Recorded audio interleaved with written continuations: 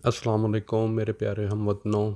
मैं आप ही की तरह एक पाकिस्तानी ओवरसीज़ पाकिस्तानी हूँ और आज मैं थोड़ी सी बात करना चाहता हूँ जो भी पाकिस्तान की पॉलिटिकल कंडीशन है, क्योंकि हमें ओवरसीज़ पाकिस्तानियों को बहुत ज़्यादा तकलीफ़ होती है। सबसे पहले मैं ये बात करना चाहता हूँ, मैं भी पीटीआई का एक हार्ड कोर मेंबर भी था और इमरान खान साहब का फ़ैन भी था, डाई हार्ड फ़ैन था। ठीक है। और जब हम पार्टी में घुसे हैं और हमें पता चलना स्टार्ट हुआ है कि पीटीआई का और इमरान खान साहब का वो नज़रिया ही नहीं है जो वो पब्लिक में शो करते हैं, तो फिर आहिस्ता आहिस्ता आहिस्ता हम पीछे हटते गए। बहुत ज़्यादा तकलीफ़ होती है क्योंकि पीटीआई जब हमने ज्वाइन की थी तो हमारा ये मकसद था कि पाकिस्तान के लिए हमने काम करना है, पाकिस्तानी अवाम के लिए हमने हिदमत करनी है। इवन के ओवरसीज़ में बैठ के भी हमने पाकिस्तान की हिदमत करनी है। ठीक है। और काफ़ी ज़्यादा काम किया हमने, बहुत ज़्यादा। ये इमरान खान साहब जब डीसी में आए थे तो जलसा हमने मतलब कि सारा ऑर्गेनाइज़ किया, सब कुछ किया। लेकिन आज मुझे बहुत ज़्यादा दुख हुआ है जो भी हुआ है। मेरा कोई नवाज शरीफ के साथ कोई लिंक नहीं है, मैं कोई उसका रिश्तेदार नहीं हूँ मियाँ नवाज शरीफ साहब का या मियाँ शहबाज शरीफ साहब का, या पीपल्स पार्टी के साथ मेरा कोई लेना देना नहीं है, ना कि इवन इमरान खान के साथ है। लेकिन बात ऐसी है कि आप जब किसी इंसान पे इतना ज़्यादा भरोसा करते हैं और वो इंसान मक्कार, फरेबी, धोखेबाज निकले, तो आपको बहुत ज़्यादा तकलीफ़ होती है उस बात पे सुन के। तो जो है थोड़े दिन पहले इमरान खान साहब की मैं एक इंटरव्यू सुन रहा था जहाँ पे वो लाइव कॉल्स ले रहे थे और वो बार बार यही कह रहे थे कि अपने फ़ोन से सारी इन्फॉर्मेशन आप निकाल सकते हैं, एक्सट्रैक्ट कर सकते हैं। तो मैंने वही किया। मैंने कहा देखते हैं यार जीडीपी क्या है पाकिस्तान का। तो मैंने जब सारी ये इन्फॉर्मेशन कलेक्ट करनी स्टार्ट की तो मेरी परेशानी इतनी ज़्यादा बढ़ गई कि यार ये इंसान कितना फ्रॉड हो सकता है, कितना बड़ा झूठ बोल सकता है अवाम के साथ। चलें देखते हैं। सबसे पहले हम बात करते हैं जीडीपी की। अकॉर्डिंग टू इमरान खान के वो दुनिया के सबसे इंटेलिजेंट इंसान है, कि उनसे आगे तो कोई है ही नहीं है ना। उनके आगे तो सारी जितनी भी महलूक है ना अल्लाह ने बनाई, वो तो है ही सारी जाहल है। जैसे कि वो हर बात में करते हैं कि मैं तो सेलिब्रिटी था, मैं तो ये था, मैं तो वो था। चलें जीडीपी देखते हैं पहले। मुशर्रफ साहब जब उन्होंने इक़्तिदार अपना जरदारी साहब को ट्रांसफ़र किया है तो वो ईयर था 2008 और तब पाकिस्तान का जीडीपी था 170 बिलियन डॉलर्स, 170 बिलियन डॉलर्स। ये जीडीपी था पाकिस्तान का। जरदारी साहब ने और पीपल्स पार्टी ने अपनी टर्म जो है पूरी की और वो इक़्तिदार उन्होंने ट्रांसफ़र किया 2012 के, if I am not I mean wrong, then उन्होंने ट्रांसफ़र किया 2012 में। तो उन्होंने ऐड किया पाकिस्तान की जीडीपी में,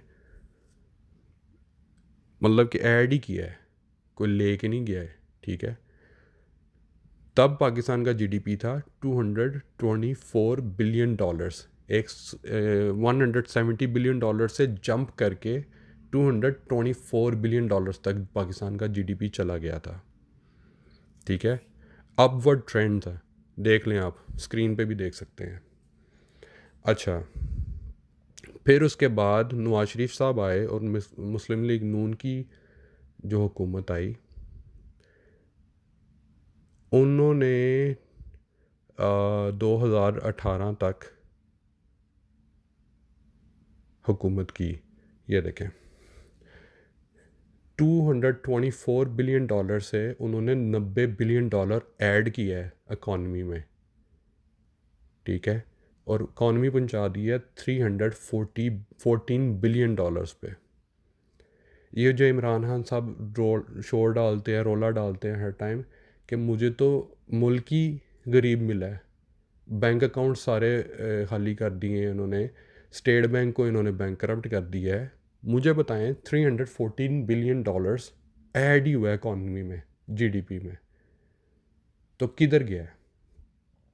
अच्छा, कोरोना ये रोना रोते हैं कि मुझे जब से हुकूमत मिली है तो मेरा तो सांस भी लेना मुश्किल हो रहा है, कभी कोरोना आ जाता है, कभी कुछ आ जाता है, कभी कुछ आ जाता है। कोरोना आया है 2020 मार्च में, ठीक है, तो इसका मतलब 2018 से लेके 2020 की स्टार्टिंग तक हुकूमत इन्होंने की है, ठीक है।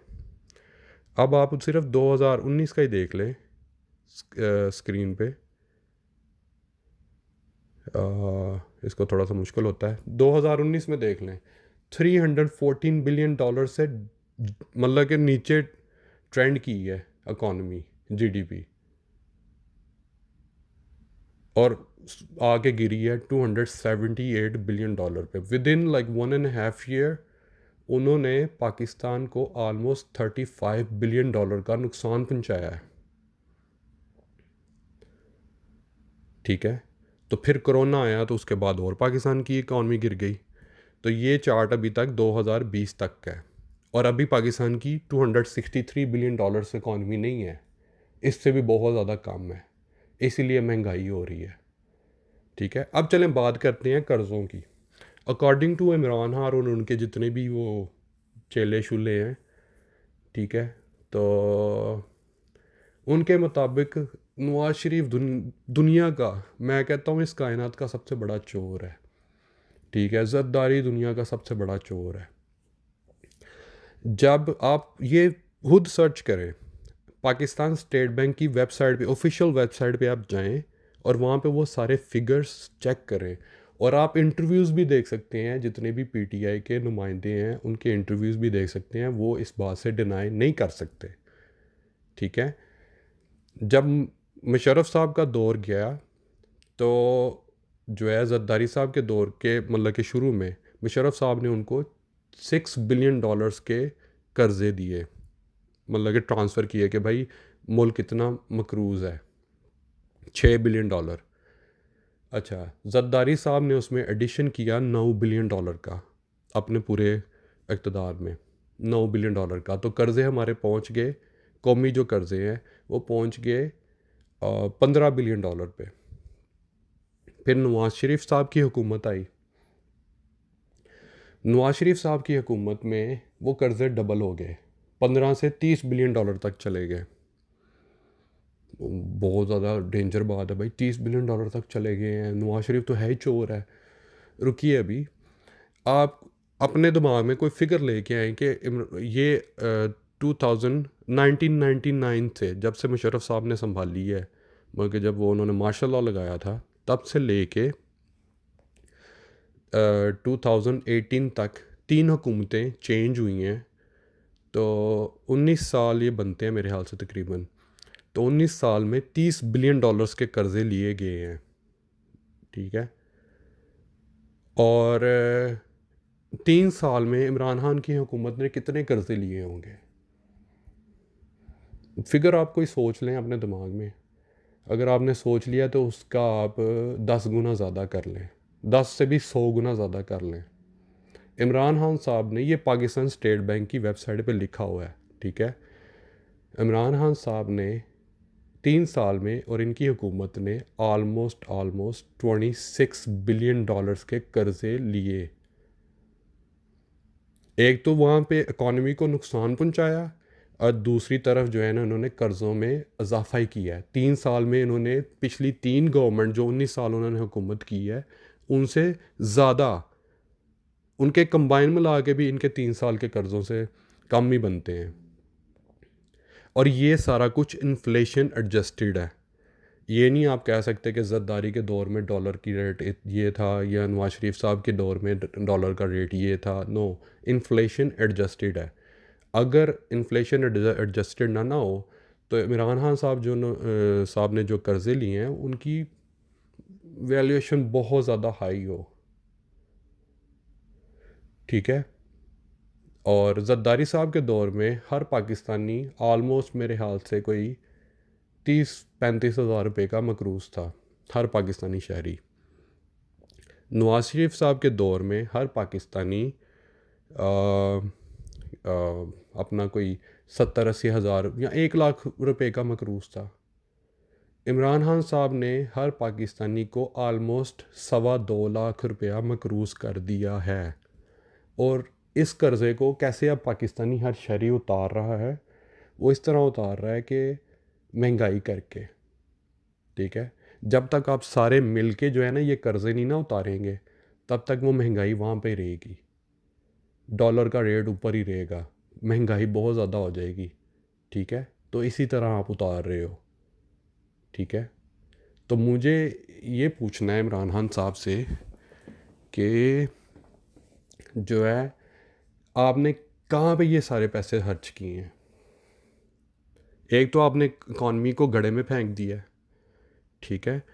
और दूसरी साइड पे जो है आपने यहाँ पे तीनों जो चोर आपके अकॉर्डिंग के चोर और डाकू हैं, उनके जो है उनसे ज़्यादा 3 गुना ज़्यादा कर्जे आपने ले लिए हैं। तो क्या करते रहे हैं आप इन पैसों का, और जाते कहाँ पे रहे हैं ये पैसे? को पूछने खींचने वाला है आपको कि नहीं? ठीक है। तो पहले अपना गिरेबान झांकिए, फिर आप बात कीजिए। चलिए अब बात करते हैं कि जब आपने मतलब कि स्टार्ट की थी अपनी ये सारी तहरीक जो है, तब आपने ये नारा लगाया था तब्दीली का, ठीक है। आपने सारे यंगस्टर्स को, डॉक्टर्स, इंजीनियर्स, पूरे दुनिया से अपनी जॉब्स छोड़ के पाकिस्तान भाग गए थे कि भाई हमने पाकिस्तान की खिदमत करनी है। तो आपने क्या किया? वो आपकी पार्टी ज्वाइन करना चाहते थे, आपने उनको मतलब कि ज्वाइन करवा ली पार्टी, उनसे सारी फंडिंग करवा ली, ठीक है। बाद में आपने क्या किया? आपको डर था, क्योंकि कॉन्फिडेंस तो आप में है ही नहीं थोड़ा सा। ये बात अभी मैं प्रूफ करूँगा आप कितने ज़्यादा डरपोक इंसान हैं। आप जो हर बात कहते हैं ना कि मैं अल्लाह के अलावा किसी से डरता नहीं हूँ, ये सारे मतलब कि ड्रामेबाजी है, पखंड है आपका, ठीक है। तो पब्लिक को दिखाने के लिए आपसे ज़्यादा डरपोक पाकिस्तान में कोई लीडर मैंने देखा ही नहीं है, ठीक है। बहरहाल वापस उस बात पे आते हैं। तो आपने क्या किया? आपको डर था कि मैंने हुकूमत में नहीं आना, तो आपने क्या किया? जितने भी दूसरी पार्टीज़ के लोटे थे, गंद था। देखें, साफ सीधी बात है, अगर मैं एक कंपनी चला रहा हूँ, मेरे जो बैड एम्प्लॉयज़ हैं मैं उनको फायर कर दूंगा, गुड एम्प्लॉयज़ को मैं कभी फायर नहीं करूँगा, बैड एम्प्लॉयज़ को मैं फायर कर दूंगा। तो वो बैड एम्प्लॉयज़ दूसरी कंपनीज़ में भी जाके चोरी करेंगे, चाहे वो थोड़ी पे काम करेंगे, लेकिन बाद में उन्होंने करनी चोरी है। तो यही हुआ, जो भी पाकिस्तान की दूसरी पार्टीज़ के जो गंद था, जो लोटे थे, आपने ना के उनको टिकट्स दिए अपने पार्टी के, ठीक है, पीटीआई की।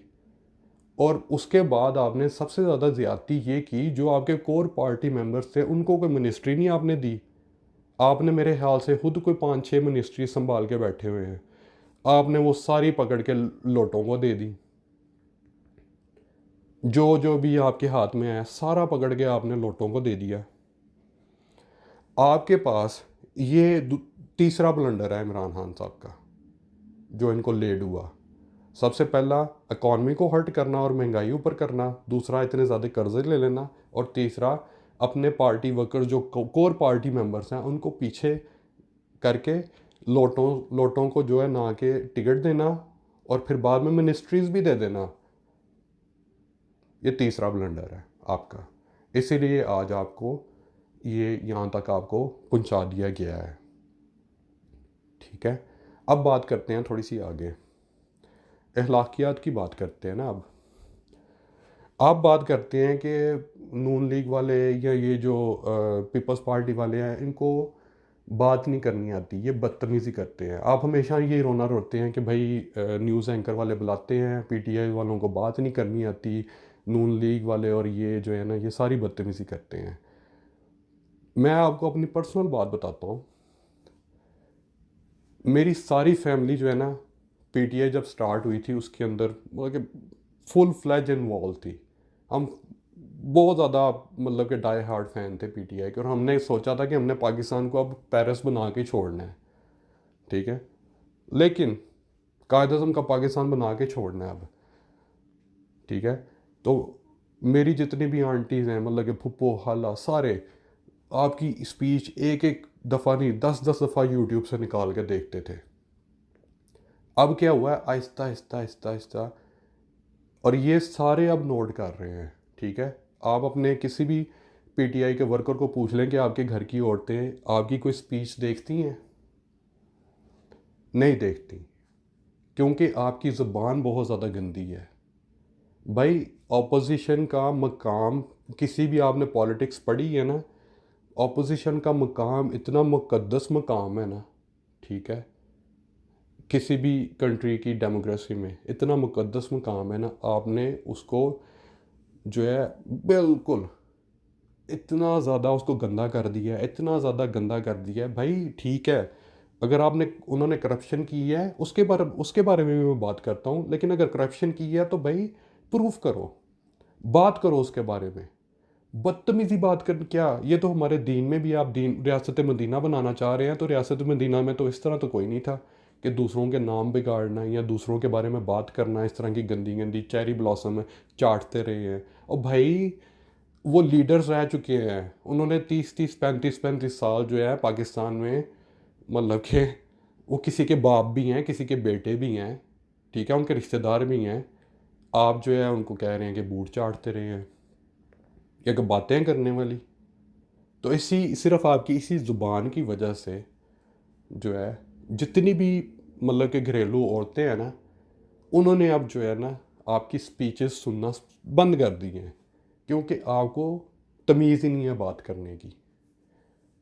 बात करते हैं आप मोदी को गालियां देते हैं, इंडिया का मैं कुछ भी नहीं लगता, ठीक है, ना मेरा कोई रिश्तेदार है इंडिया में, और ना मोदी मेरा जो है कोई खाला का बेटा है। मोदी को आप बात करते हैं, ओ मोदी अनपढ़ है, मोदी ये है वो है वो है। आप बड़े सोफिस्टिकेटेड हैं, दुनिया का सबसे इंटेलिजेंट इंसान आप ही हैं। कभी आप इंडिया का जीडीपी देखें मोदी के अंदर, मोदी को जब इंडिया की मतलब कि सरबराही का मौका मिला तो इंडिया का जीडीपी था $2 ट्रिलियन। मोदी ने अपने जितना भी उसका टेन्योर रहा है, उसने इंडिया को कमा के दिए हैं $1,000 बिलियन। $1,000 बिलियन, फिर $1,000 बिलियन उसने फिर इंडिया को सोने की चिड़िया बना दिया है। आज यूके से भी ज़्यादा बड़ा जो जीडीपी है, जो इकॉनमी है, वो इंडिया की है, ठीक है। कोरोना में भी उनकी इकॉनमी ऊपर जा रही है और पाकिस्तान की गड़े में जा रही है, सिर्फ और सिर्फ आपकी पॉलिसीज़ की वजह से, ठीक है, गंदी पॉलिसीज़ की वजह से।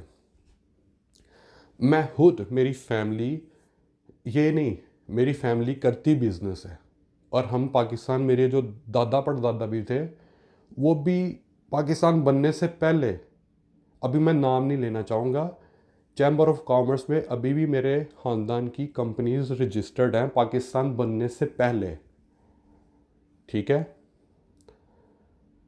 लेकिन इतनी देर से हम, हमारी पुश्ती बिजनेस कर रही है इंपोर्ट एक्सपोर्ट का, ठीक है, हम मैन्युफैक्चरिंग करते हैं, इंपोर्ट एक्सपोर्ट करते हैं, ठीक है, पूरी दुनिया में, ठीक है। तो सियालकोट चैम्बर में जाके देख लें, जो भी सबसे है ना पुरानी कंपनीज में से। बहरहाल, तो आपको मैं ज़्यादा नहीं बताता, जब से मैंने मतलब कि अपना फैमिली बिजनेस टेक ओवर किया है, मुझे जरदारी के दौर में भी और नवाज शरीफ साहब के दौर में भी सिर्फ और सिर्फ मैक्सिमम, ठीक है, ज़्यादा टेक्निकल बातें नहीं मैं करूँगा, इस तरह की बातें करूँगा जो आम इंसान को भी समझ आ जाए, ठीक है, जिन्होंने कभी इंपोर्ट एक्सपोर्ट नहीं की उनको भी समझ आ जाए। सिर्फ और सिर्फ मुझे ज़्यादा से ज़्यादा 3 से 4 पेपर लगाने पड़ते थे अपनी शिपमेंट, कंटेनर्स जो होते हैं उनको अमेरिका पहुंचाने में, यूके पहुंचाने में, या किसी और यूरोप की कंट्री में पहुंचाने में, जर्मनी में पहुंचाने में। 2 से 4, जब से आपकी हुकूमत आई है, इतनी इतनी मोटी फाइलें मुझे लगानी पड़ती हैं अपनी शिपमेंट के साथ, और फिर भी वो कराची पोर्ट पे हमेशा फंस जाती हैं, सिर्फ़ और सिर्फ आपकी गंदी पॉलिसीज़ की वजह से। जो भी आपने बिज़नेस पॉलिसीज़ बनाई हैं वो गंदी पॉलिसीज़ की वजह से, ठीक है। तो ना तो आपको बिज़नेस संभालना है, ना आपको इक़्तिदार अपना संभालना है, ना अपने कंट्री की इकॉनमी संभालनी आई है, ना आपने जो आपने नारा लगाया था ना कि मैंने कायद-ए-आज़म का पाकिस्तान बनाना है, तो ना आपने अपनी कौम का सरबराह कौन होता है?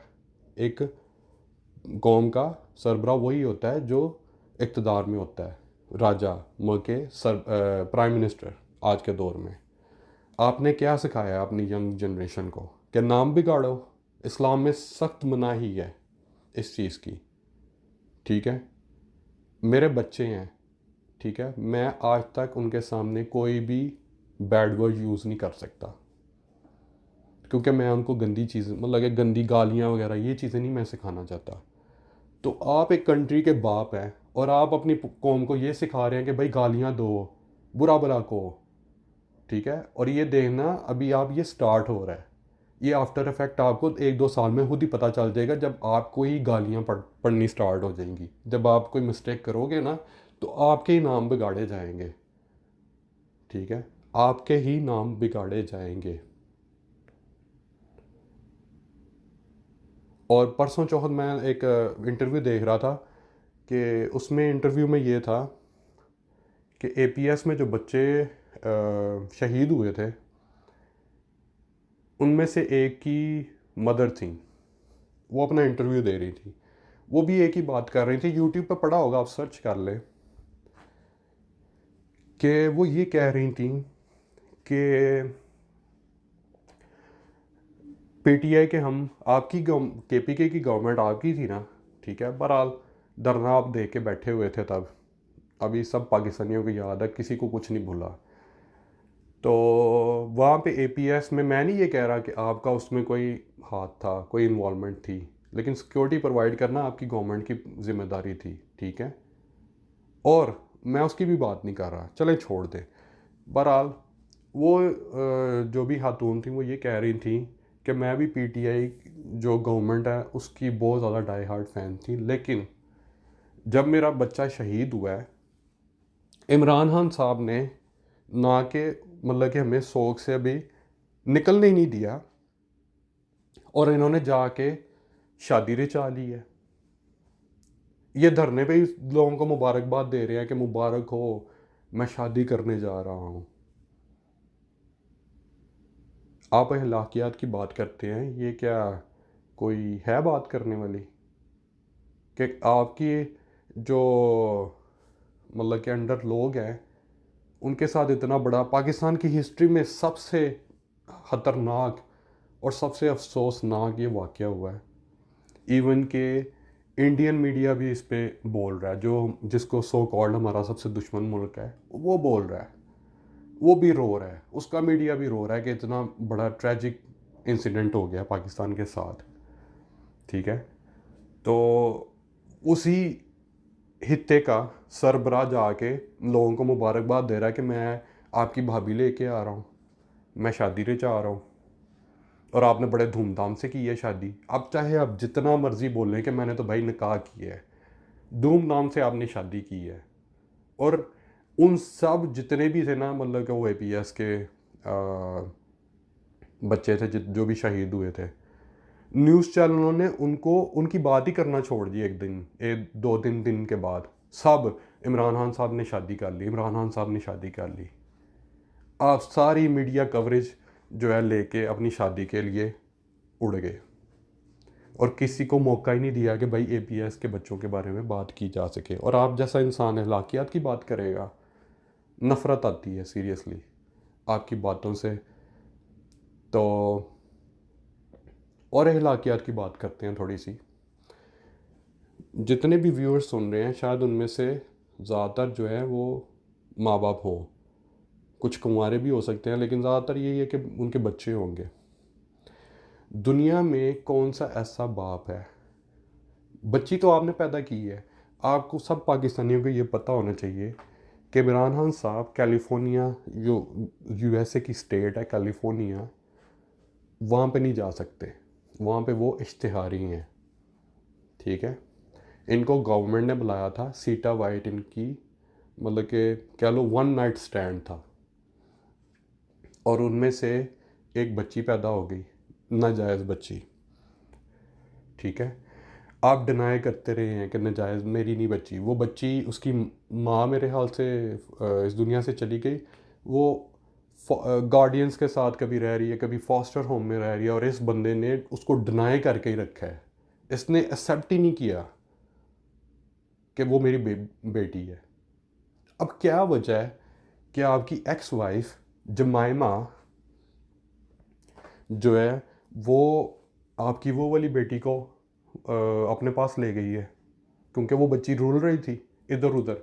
भाई मतलब कि मुझे तो नहीं लगता कि कोई भी एक्स वाइफ के साथ इतने अच्छे रिलेशनशिप हों कि वो आपकी नाजायज़ बच्ची को, एक लव अफेयर को एक्सेप्ट कर ले। चलो दूसरे बच्चे आप फिर भी एक्सेप्ट कर सकते कि दूसरी शादी से या पहली शादी से सब बंदा कबूल कर लेता है, वो आपके नाजायज़ बच्चे को भी एक्सेप्ट कर गई है कि वो भी आपकी डिवोर्स के बाद। ये क्या वजह है? इसका कोई इकॉनमी के साथ तो चक्कर नहीं है। आप ज़रा चेक करवाएं, जो भी ये वीडियो देख रहे हैं, आप ज़रा सवाल करें कि मतलब कि जमाइमा के आप अकाउंट्स चेक करवाएं कि वहाँ पे तो नहीं पैसे जा रहे इतने ज़्यादा, कि क्या वजह जी कि इतना ज़्यादा वो हमदर्दी आ गई है एक नाजायज़ बच्ची के लिए कि जिसको पहले आप पूरी ज़िंदगी डनाया करते रहे हैं,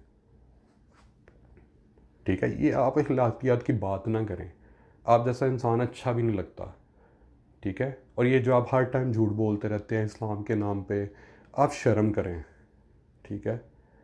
आप जो है करप्शन को हैंड करने आए थे, आपने खुद कितने इंटरव्यूज़ में माना है। अभी इमरान खान जो एंकर, न्यूज़ एंकर हैं समा टीवी पे, उनके साथ आपने मतलब कि जो इंटरव्यू किया है, कोड वर्ड्स में आपने बताया कि आपके साथ क्या आपसे क्या गलतियां हुई हैं, ठीक है।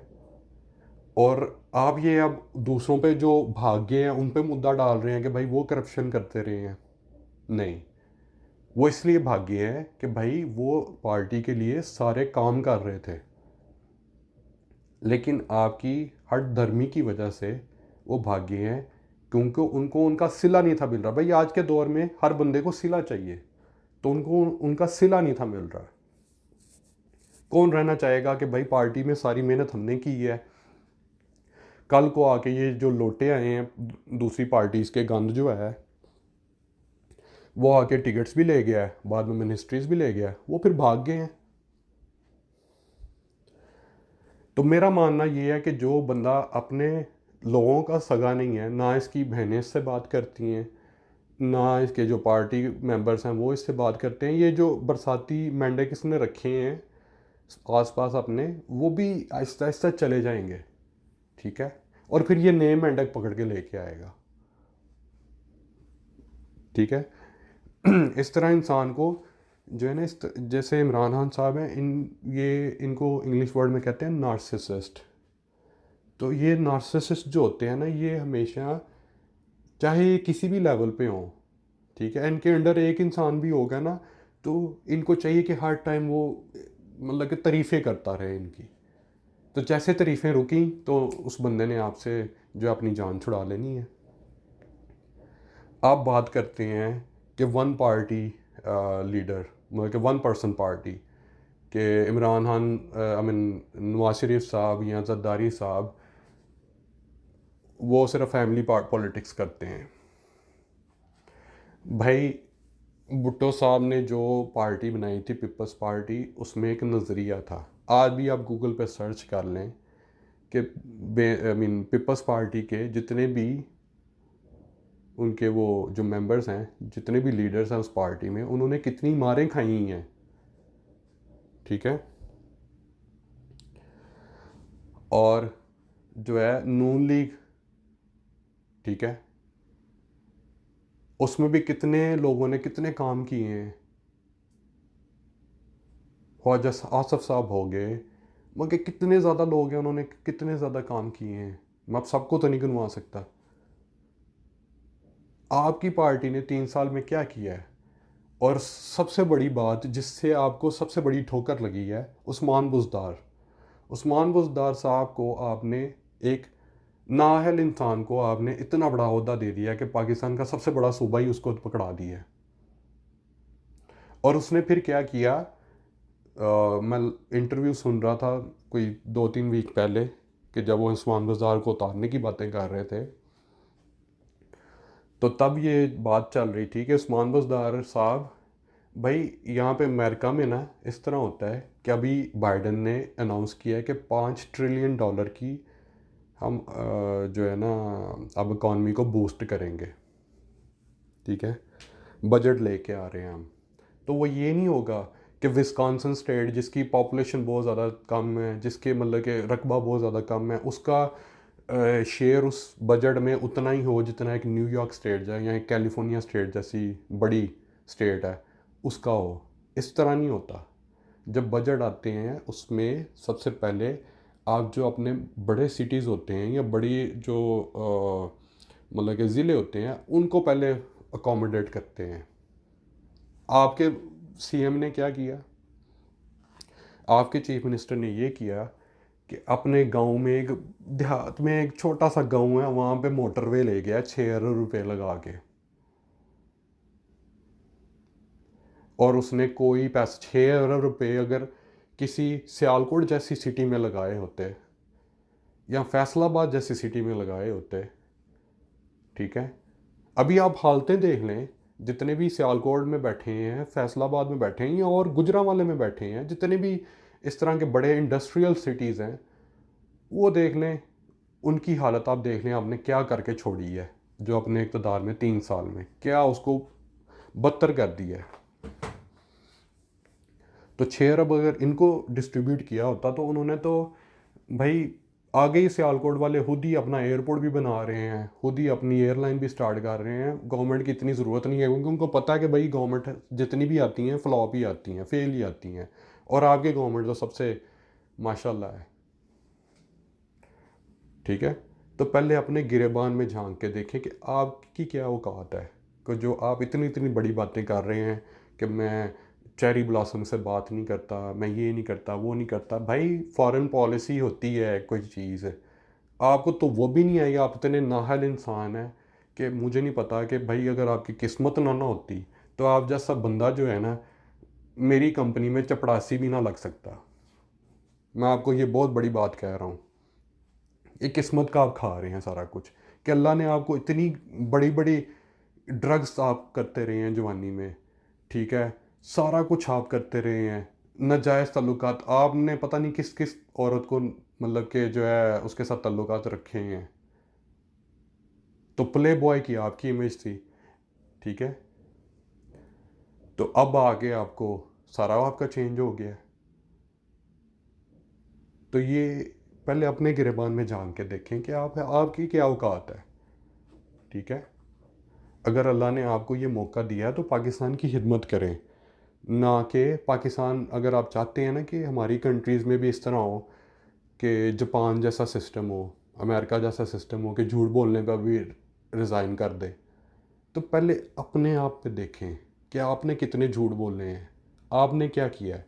चलें फॉरेन पॉलिसी की बात करते हैं थोड़ी सी। आपने लेटर का ये बहुत बड़ा इशू बनाया है। आप जैसा नखट्टू ना समझ इंसान मैंने आज तक पाकिस्तान की हिस्ट्री में देखा ही नहीं है। अब उसके बारे में थोड़ी सी बात कर लेते हैं।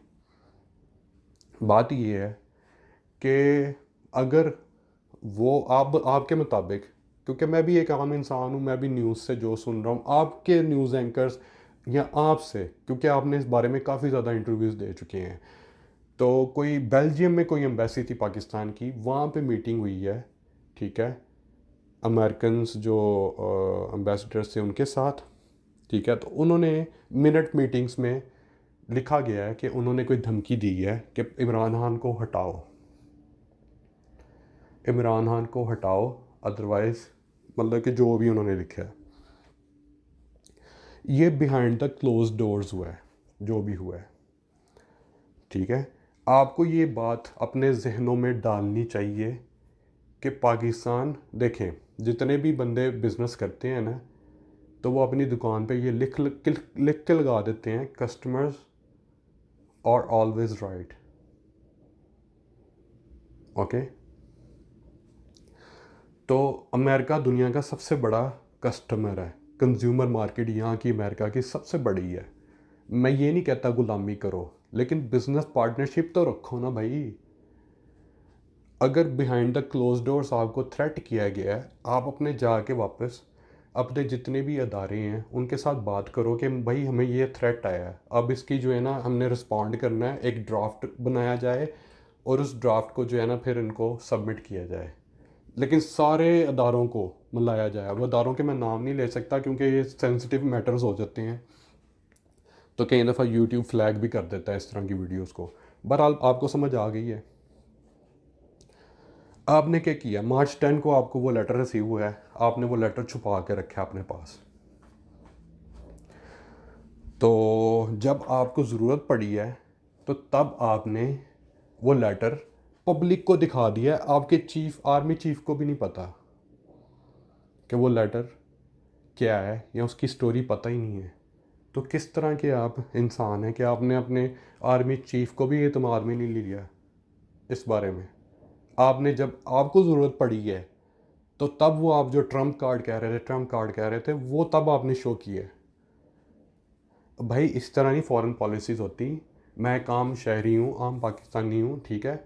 अगर मेरी सोच ये कहती है कि भाई अगर बिहाइंड द क्लोज डोर्स कोई थ्रेट हुआ था, आपको बिहाइंड द क्लोज डोर्स उसको टैकल करना चाहिए था।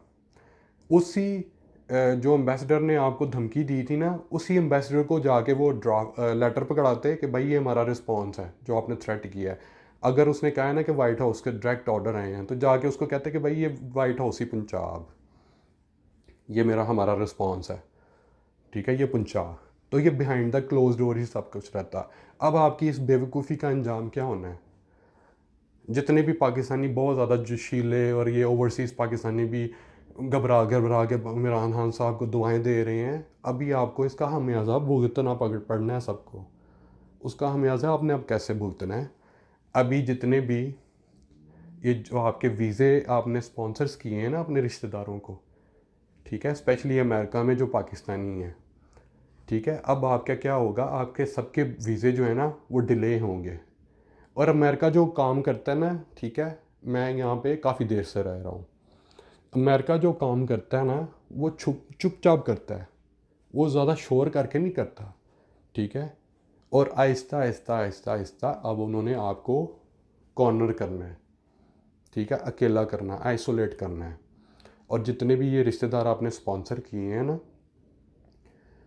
वो सब उन्होंने अब उनके वीज़े डिले करने स्टार्ट कर देने हैं। और जो पाकिस्तान, अमेरिका हर कंट्री को कोटा सिस्टम रखता है कि भाई इस साल हमने इस कंट्री से इतने बंदे लेने हैं, ठीक है, इस साल हमने इस कंट्री से इतने बंदे लेने हैं।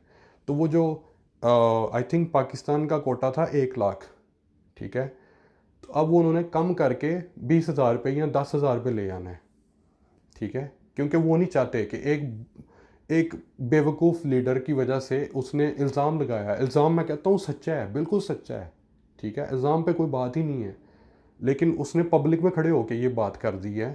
तो जो है अब उसका हमेशा पाकिस्तानियों को, ओवरसीज स्पेशली पाकिस्तानी जो अमेरिका में रह रहे हैं, और अमेरिका कह लें एक डैडी है यूरोप का भी और मिडल ईस्ट का भी। चले मिडल ईस्ट का ना आप माने, यूरोप का तो है, ठीक है। तो अमेरिका ने अब अपने जितने भी बच्चे हैं सबको कहना है कि पाकिस्तान को आइसोलेट करो। अब आप देखना, पाकिस्तानी जब भी ओवरसीज़ ट्रैवल करेंगे, सब पाकिस्तानियों को दोबारा रैंडम चेकिंग में निकाला जाया करेगा। सख्ती आ जाएगी पाकिस्तानियों पे, सिर्फ और सिर्फ एक बेवकूफ़ लीडर की वजह से, ठीक है। तो एंड पे मैं यही बात करना चाहूँगा कि ना तो इमरान खान साहब को सियासत करनी आई है, ठीक है। अभी सियासत आपने नहीं की, ये असम्बलियाँ तोड़ के आपने सियासत नहीं की, आप डर के भाग गए हैं। अगर होता तो आप मुकाबला करते हैं उनका, आप डर के ग्राउंड छोड़ के भाग गए हैं। आपकी ज़ुबान में समझाता हूँ, आप ग्राउंड छोड़ के भाग गए हैं, ठीक है। तो आप उनका मुकाबला करते, तो आप बड़े फ़ख्र से कह रहे हैं, मतलब कि हठधर्मी की भी एक हद होती है, आप तो उसको भी क्रॉस, आपके जितने भी साथी हैं क्रॉस कर देते हैं कि। और एंड पे एक और बात मैं भूल गया हूँ, वो तो मैं करनी भूल ही गया हूँ। आप शोर कर रहे हैं पिछले 3 साल से कि इमरान, नवाज शरीफ चोर, नवाज शरीफ चोर, शहबाज शरीफ चोर, जद्दारी चोर। और भाई, एक एंकर ने, मैं अभी 2-3 माह पहले ये इंटरव्यू सुन रहा था, आपको एक एंकर ने पूछा कि आपने नवाज शरीफ को क्यों जाने दिया, तो उस एंकर ने फिर फॉलो अप क्वेश्चन ये पूछा कि आपका नवाज शरीफ से ये डील नहीं थी हुई कि 3 साल जो है हम आपको हुकूमत करने देंगे, तो मुझे बाहर जाने दो, ठीक है। तो आपने उसको, आपको डर था, जो आप कहते हैं ना मुझे खुदा से डर है, अल्लाह से डर है, बस मैं किसी से डरता नहीं हूँ, आपको अपने इक़्तिदार से डर था कि कहीं चला ना जाए, ठीक है। आपको पता था कि नवाज शरीफ जेल में बैठा भी जो है ना पूरे पाकिस्तान को कंट्रोल करता है, तो आपने क्या किया, उसको मतलब कि सेफ वे आउट दिया और अपना इक़्तिदार 3 साल आपने पूरा कर लिया। अब आपको पता था कि 3 साल ख़त्म हो गए हैं, वो जो डील थी वो एक्सपायर हो गई है, तो अब ऑपोजिशन ने हम पे अटैक करना ही करना है, ठीक है। तो फिर इसलिए ये सारा आपने ड्रामा किया है। तो और ऊपर से आप वो सब कुछ कहते हैं चोर है, चोर है। भाई, अमेरिका में अगर कोई मनी लॉन्ड्रिंग पे पकड़ा जाए, या मैं यूके पे मैं कभी गया ही नहीं, लेकिन यूके में भी सेम ही होगा, ठीक है। तो यहाँ पे जो अदारे होते हैं, जैसे अमेरिका में आईआरएस है, आईआरएस आपके सारे असासे हैं, उनके पास सारा रिकॉर्ड होता है, ठीक है। यहाँ पे सोशल सिक्योरिटी जो आपका नंबर होता है ना, उसके ऊपर आपका पूरा बायोडाटा, कितने आपके ईमेल एड्रेस हैं, कितने आपके फ़ोन नंबर हैं, कितने आपने फेसबुक आईडीज़ बनाए हैं, कितने आपके इंस्टाग्राम अकाउंट्स हैं, कितने आपके स्नैपचैट हैं, कितनी दफ़ा आपको पार्किंग टिकट मिली है, एक एक चीज़, कितने आपके क्रेडिट कार्ड हैं, आपकी क्रेडिट कार्ड स्पेंडिंग कहाँ पे हो रही है, कितनी दफ़ा आपने जो है अपना इस महीने में जो है ब्रेड बाय की है या एग्स बाय किए हैं, ये सारा रिकॉर्ड सोशल सिक्योरिटी जो रिकॉर्ड है उसमें आता है, ठीक है। उसको फाइको स्कोर भी कहते हैं, आप फाइको की वेबसाइट पे जाके अपना सारा डाटा निकलवा सकते हैं, ठीक है, पे करके $5-10, ठीक है, निकलवा सकते हैं।